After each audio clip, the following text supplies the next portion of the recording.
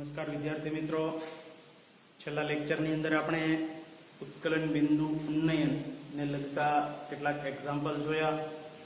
આજે આપણે ઠાર બિંદુ અને ઠાર બિંદુમાં થતું અવનયન એમના વિશે શીખવાનું છે. આ કંઈક અંશે ઉત્કલન બિંદુ ઉન્નયન એમની સાથે મળતા આવતું જ તે એક ટોપિક છે.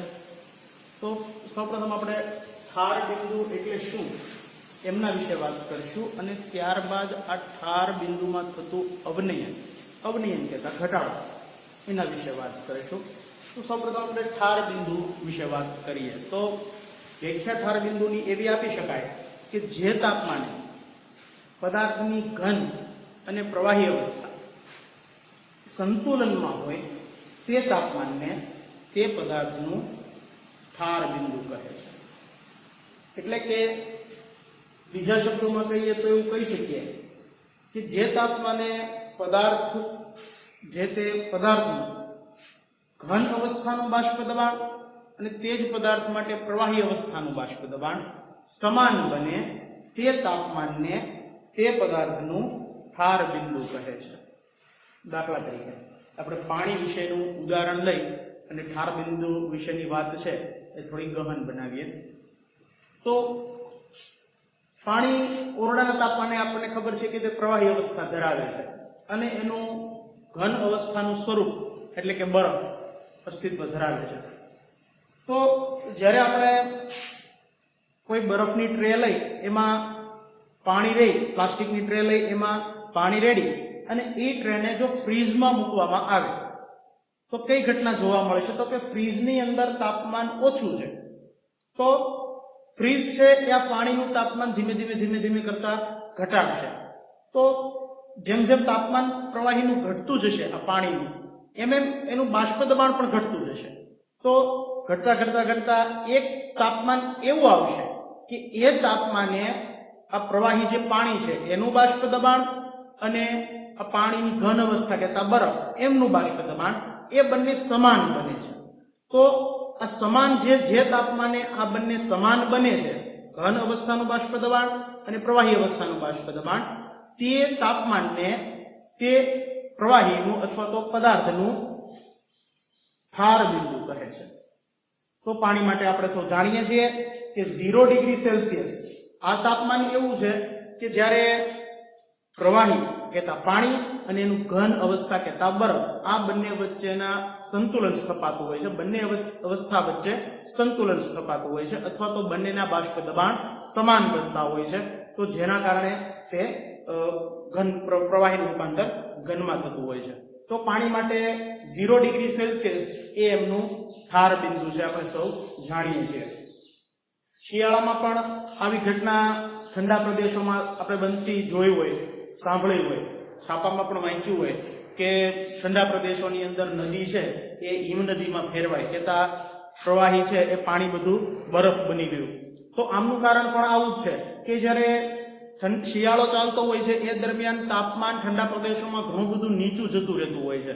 તો આ તાપમાન નીચું જવાના કારણે પાણીનું બાષ્પ દબાણ ઘટતું હોય છે અને 0 ડિગ્રી સેલ્સિયસ જ્યારે એમનું પ્રવાહીનું બાષ્પ દબાણ બનતું હોય છે, 0 ડિગ્રી સેલ્સિયસ તાપમાનેનું બાષ્પ દબાણ પ્રવાહીનું અને ઘનનું બરફ આ બંનેનું બાષ્પ દબાણ સમાન બનવાથી તે ઘન અવસ્થામાં ફેરવાતું હોય છે, પાણીનું રૂપાંતર બરફમાંથી જતું હોય છે. તો આ ઠાર બિંદુ વિશે વાત કરી. તો જે તે પદાર્થો અલગ અલગ પદાર્થના ઠાર બિંદુ છે એ અલગ અલગ હોય છે. જેમ તાપમાન બાષ્પ દબાણ પ્રવાહીનું વધારે હોય, શુદ્ધ દ્રાવકનું બાષ્પ દબાણ વધારે હોય, એમ એનું ઠાર બિંદુ પણ નીચું હોય છે. તો આ ઠાર બિંદુ વિશેની વાત. હવે એમાં થતું અવનયન અને ઠાર બિંદુનું દ્રાવક અને દ્રાવ્યનું ઠાર બિંદુ આ બંને વચ્ચે શું તફાવત છે, એમાં કેવો ફરક પડે છે, કેટલો તફાવત રચાય છે, એના વિશેની વાત છે એ આપણે કરવાની છે. તો શુદ્ધ દ્રાવક કરતા તેના બનેલા દ્રાવણનું બાષ્પ દબાણ હંમેશા ઓછું હોય છે. તો આ ઓછું હોવાનું કારણ આપણે રાઉલ્ટના નિયમ વખતે શીખી ગયા હતા કે શુદ્ધ દ્રાવક કરતા તેના બનેલા દ્રાવણનું બાષ્પ દબાણ નીચું હોવાથી એનું ઠાર બિંદુ પણ નીચું હોય છે. તો અહીં આપણે વાત કરી છે કે શુદ્ધ દ્રાવક કરતા તેના બનાવેલા દ્રાવણનું ઠાર બિંદુ ઓછું હોય છે.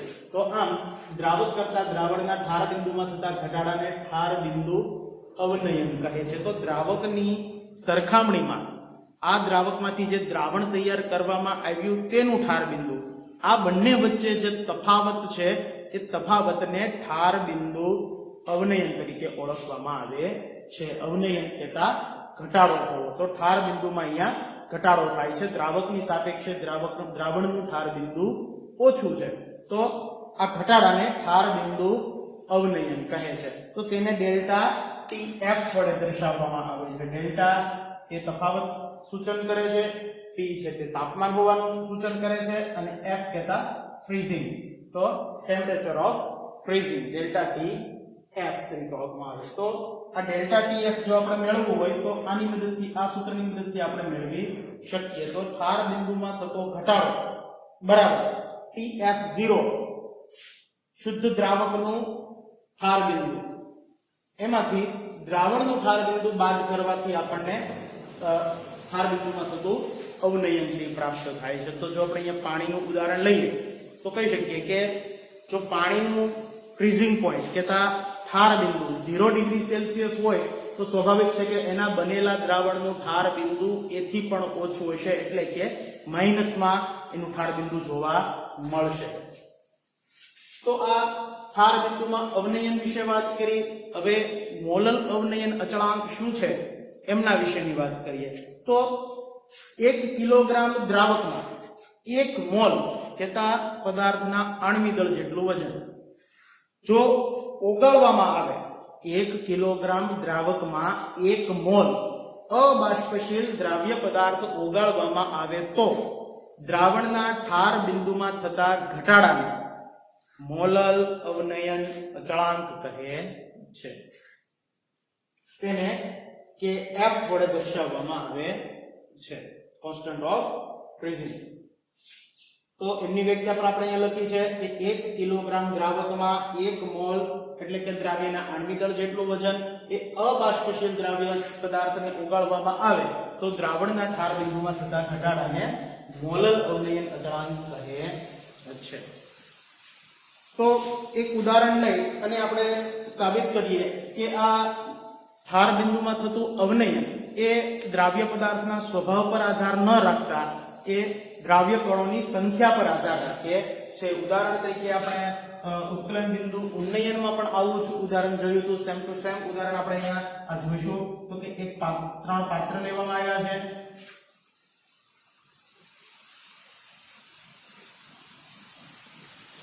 આ ત્રણેય પાત્રની અંદર 1 કિલોગ્રામ પાણી ભરવામાં આવ્યું,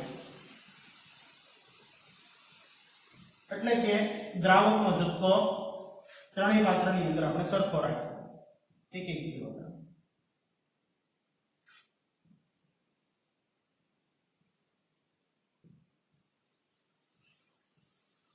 ત્યારબાદ પ્રથમ પાત્રમાં 1 મોલ યુરિયા એટલે કે યુરિયાના આણ્વિક દળ જેટલું વજન. તો આપણે જાણીએ છીએ કે યુરિયાનું આણ્વિક દળ 180 ગ્રામ પ્રતિ મોલ છે.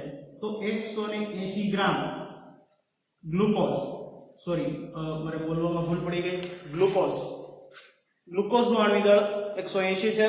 તો 180 ગ્રામ ગ્લુકોઝ કહેતા 1 મોલ ગ્લુકોઝ ઉમેરવામાં આવ્યો. બીજા પાત્રની અંદર 60 ગ્રામ યુરિયા, આપણે જાણીએ છીએ યુરિયાનું આણ્વિક દળ 60 ગ્રામ પ્રતિ મોલ, તો 60 ગ્રામ યુરિયા ઉમેરવામાં આવ્યો. ત્રીજા પાત્રની અંદર 342 ગ્રામ ખાંડ તથા 1 મોલ ખાંડ ઉમેરવામાં આવે. અને આ ત્રણેય પાત્રના જો આપણે ઠાર બિંદુમાં થતો ઘટાડો નોંધવામાં આવે તો એ દરેક માટે સરખો મળે છે.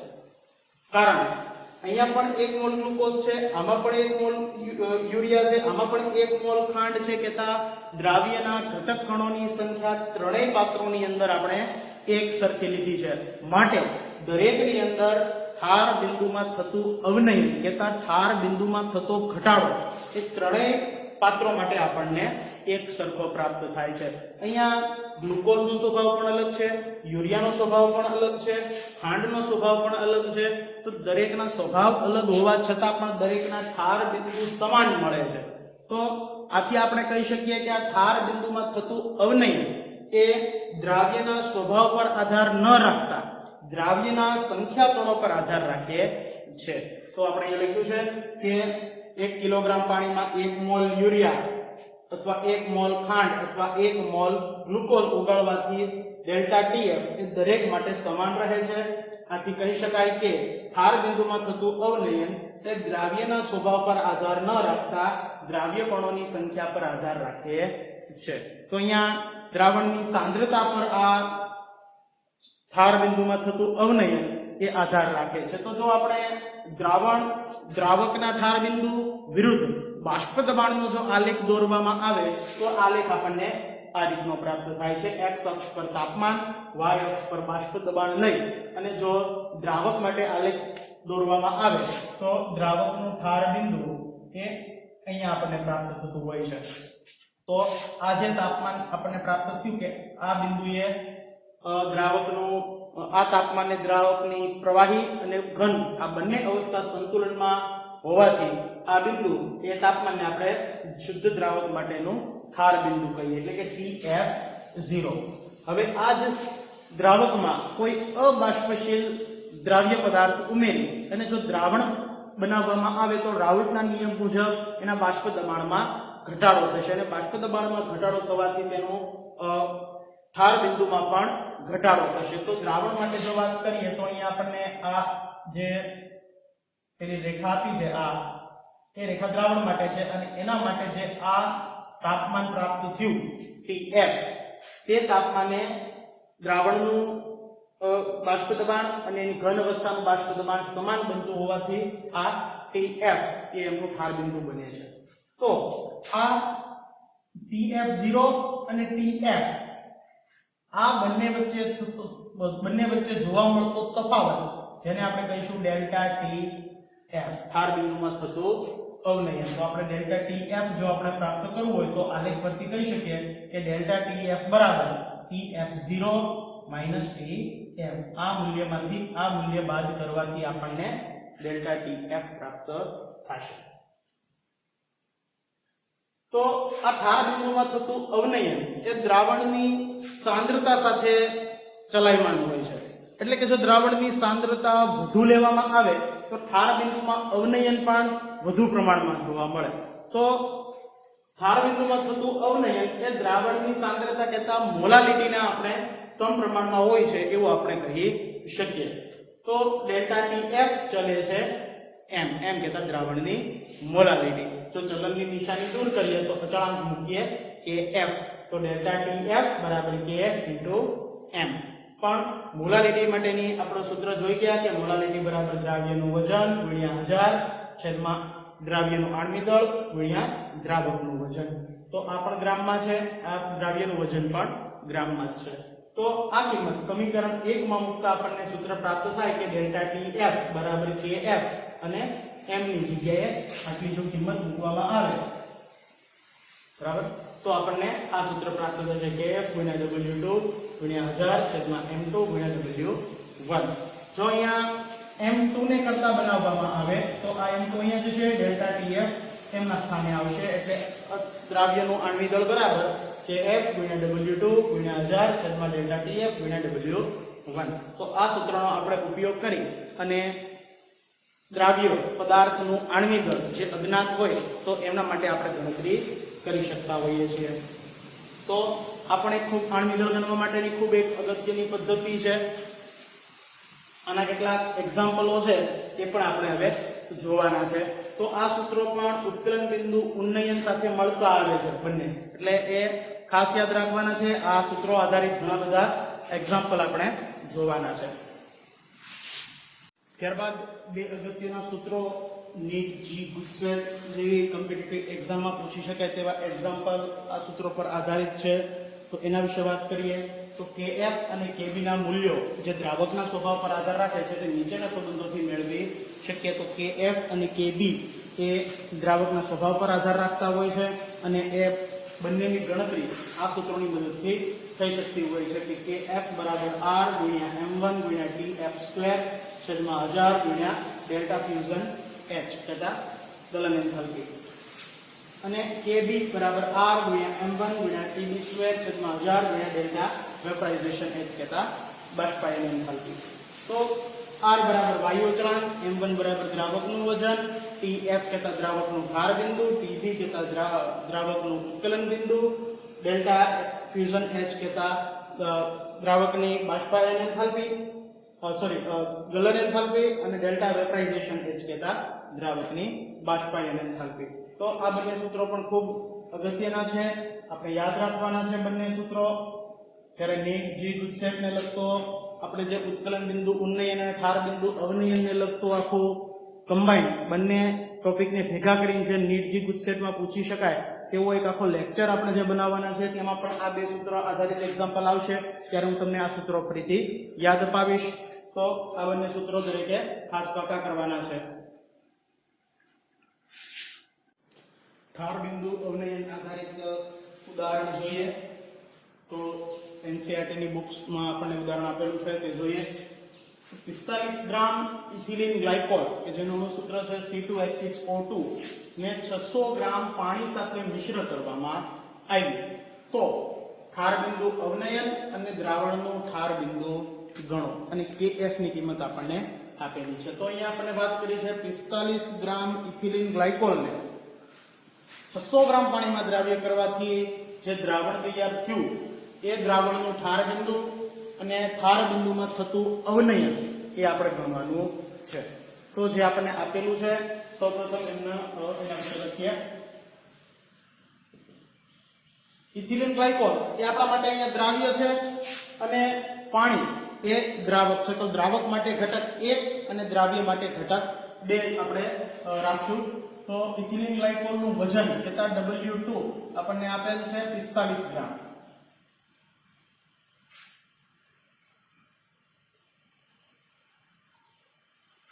પાણીનું વજન કહેતા W1 એ આપેલું છે 600 ગ્રામ.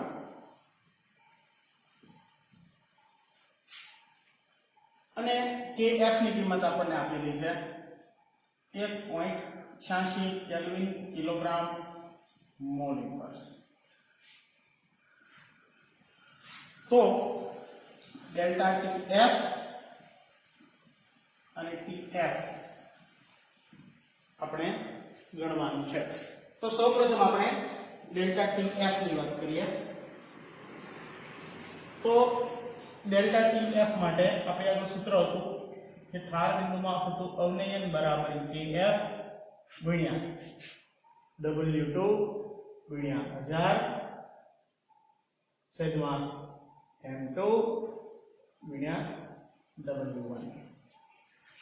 Kf આપેલું છે, W2 આપેલું છે, m2 કહેતા દ્રાવ્યનું આણ્વિક દળ ગણવું પડશે અને W1 કહેતા દ્રાવકનું વજન 600 ગ્રામ આપેલું છે.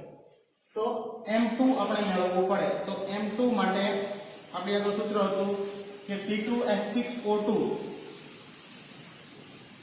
એટલે કે કાર્બનની સંખ્યા 2 વત્તા હાઇડ્રોજનની સંખ્યા 6 વત્તા ઓક્સિજનની સંખ્યા 2 ગુણ્યા કાર્બનનું પરમાણુ દળ 12 6 ગુણ્યા હાઇડ્રોજનનું 1 ઓક્સિજનનું 16 12 ગુણ્યા 24 6 એકા 6 16 ગુણ્યા 21. તો 32 ને 6 38 ને 24 62 ગ્રામ પ્રતિ. તો m2 બરાબર આપણને 62 ગ્રામ પ્રતિ મોલ કહેતા દ્રાવ્યનું આણ્વિક દળ પ્રાપ્ત થયું. દરેકની કિંમત સૂત્રમાં મૂકતા ડેલ્ટા Tf આપણને પ્રાપ્ત થશે. તો તેથી ડેલ્ટા Tf બરાબર થશે Kf 1.86 W2 દ્રાવ્યનું આણ્વિક વજન 45 ગ્રામ ગુણ્યા 1000 છેદમાં m2 કહેતા દ્રાવ્યનું આણ્વિક દળ 62 અને દ્રાવકનું વજન 600 ગ્રામ.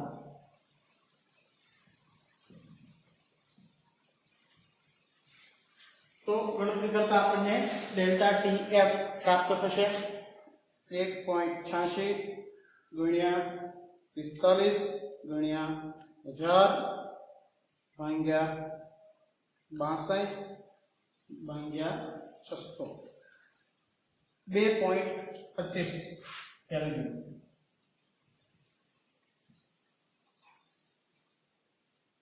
એક આન્સર આપણને પ્રાપ્ત થઈ ગયો છે. ઠાર બિંદુનું અવનયન એ આપણને મળી ગયું છે ડેલ્ટા ટીએફ બરાબર 2.25 કેલ્વિન. ત્યારબાદ ટીએફ ની ગણતરી કરીએ આપણે. તો આપણે આપણું સૂત્ર હતું કે ઠાર બિંદુમાં થતું અવનયન ડેલ્ટા ટીએફ બરાબર દ્રાવકના ઠાર બિંદુમાંથી દ્રાવણનું ઠાર બિંદુ બાદ કરતા ડેલ્ટા ટીએફ પ્રાપ્ત થાય. તો અહીંયા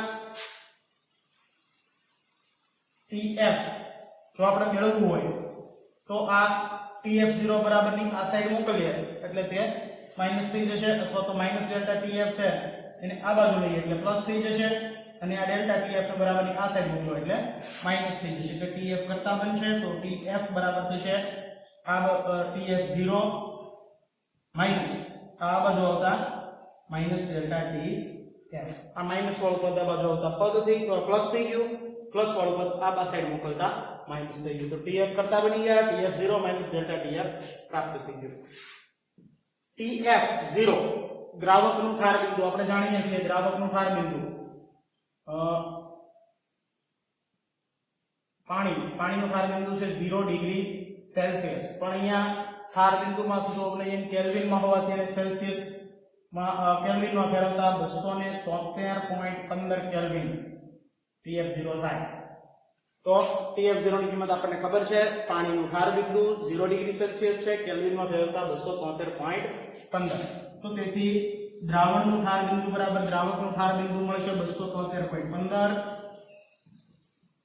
માઈનસ 2.2 તો 25. તો તેથી દ્રાવણનું ઠાર બિંદુ બરાબર થશે બંનેની બાદબાકી 273.15 માઈનસ 2.25 270.9.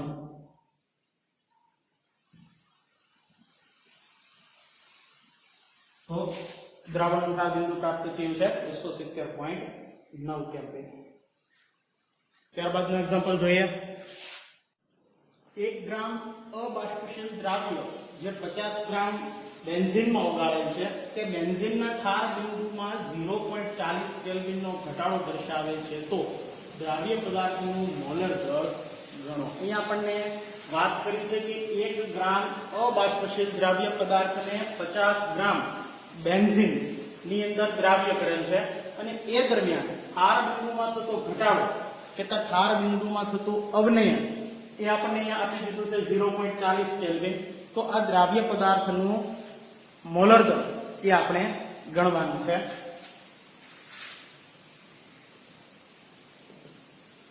અહીંયા દ્રાવ્ય માટે આપણે ઘટક 2 અને દ્રાવક માટે ઘટક 1 એવો શબ્દ વાપરશું.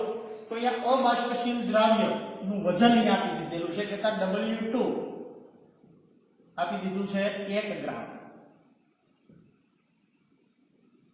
ત્યારબાદ 50 ગ્રામ બેન્ઝીનમાં ઓગાળેલ છે કે દ્રાવકનું વજન બેન્ઝીનનું વજન આપી દીધું છે W1 બરાબર 50 ગ્રામ, અને બેન્ઝીનના ઠાર બિંદુમાં 0.40 કેલ્વિનનો ઘટાડો કે ઠાર બિંદુમાં થતું અવનયન ડેલ્ટા TF એ આપી દીધું છે 0.40 કેલ્વિન. તો દ્રાવ્ય પદાર્થનું મોલર દળ કે M2 ગણવાનું છે, અને KF ની કિંમત આપેલી છે 5.12 કેલ્વિન કિલોગ્રામ મોલ્સ. તો અહીંયા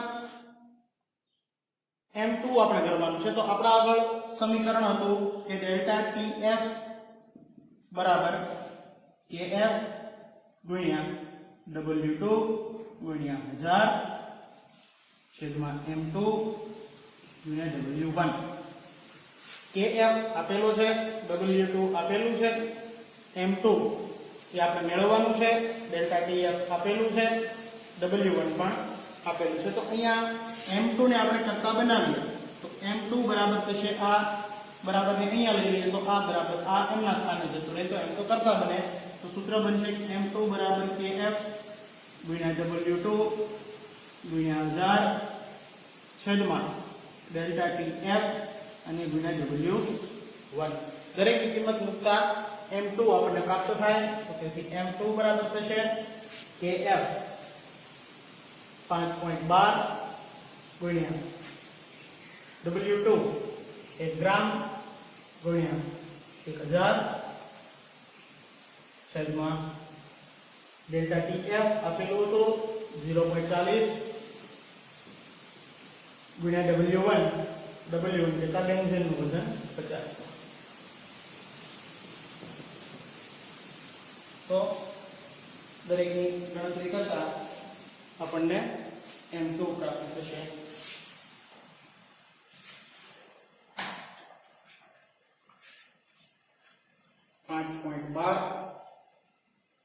ગુણ્યા 1000 ભાગ્યા 0.40 ભાગ્યા 50 256 ગ્રામ પ્રતિ મોલ.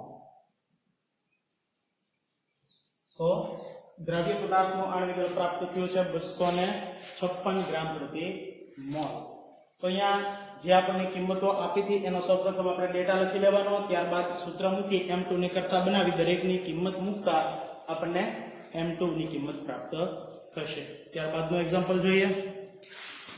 75 ગ્રામ એસિટિક એસિડમાં ઉમેરવા પડતા એસ્કોર્બિક એસિડ એટલે કે વિટામિન C C6H8O6 નું દળ ગણો કે જેથી તેનું ગલનબિંદુ 1.5 કેલ્વિન જેટલું ઘટાડી શકાય. તો અહીંયા આપણને વાત કરી છે કે 75 ગ્રામ એસિટિક એસિડમાં કેટલા ગ્રામ એસ્કોર્બિક એસિડ એટલે કે વિટામિન C ઉમેરવો જોઈએ કે જેથી ઠાર બિંદુમાં થતું અવનયન 1.5 કેલ્વિન જેટલું થાય. તો આપણે લખીએ જે આપણને આપેલું છે તે એસિટિક એસિડનું વજન અહીંયા આપેલું છે. તો દ્રાવક માટે ઘટક 1 અને દ્રાવ્ય માટે ઘટક 2 કહેતા અહીંયા એસિટિક એસિડ આપણા માટે દ્રાવક છે તેનું વજન આપ્યું છે W1 બરાબર 75 ગ્રામ. એસ્કોર્બિક એસિડનું વજન કહેતા W2 એ આપણે મેળવવાનું છે. તેનું ગલનબિંદુ આટલું ઘટાડી શકાય એટલે કે ડેલ્ટા TF ઠાર બિંદુમાં અવનયન આપણને આપેલું છે 1.5 કેલ્વિન. KF ની કિંમત આપેલી છે 3.9 કેલ્વિન કિલોગ્રામ મોલ ઇન્વર્સ. તો આપણે W2 ગણવાનું છે તો આપણે આગળ સૂત્ર હતું કે ડેલ્ટા TF બરાબર KF ગુણ્યા W2 ગુણ્યા 1000 છેદમાં M2 ગુણ્યા W1. અહીંયા W2 આપણે મેળવવાનું છે તો એમને કરતા બનાવતા W2 બરાબર થશે આ W2 કરતા બનાવતા આ બંને અહીંયા જે લાંબી સાથે ગુણાઈ જશે તો ડેલ્ટા TF ગુણ્યા M2 ગુણ્યા W1 છેદમાં આ બંને કિંમતો આ બાજુ આવશે એટલે આમના છેદમાં આવતી રહેશે તો KF એને ગુણ્યા 1000.